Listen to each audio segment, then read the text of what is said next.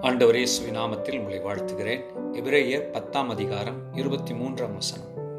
அல்லாமலும் நம்முடைய நம்பிக்கையை அறிக்கையிடுகிறதில் அசைவில்லாமல் உறுதியாயிருக்க கடவோம்.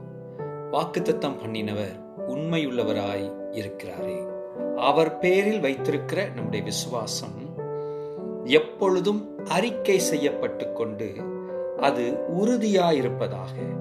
நம்முடைய விசுவாசம் கர்த்தர் பேரில் வைத்திருப்பது என்பது ஒரு குறிப்பிட்ட காலங்களுக்கு காலம் மாறுகிறதாயிராமல் அது எப்பொழுதும் உறுதியாயிருக்கத்தக்கதாக நாம் நம்முடைய விசுவாசத்தை நிலைவரப்படுத்திக் கொள்ளுவோம்.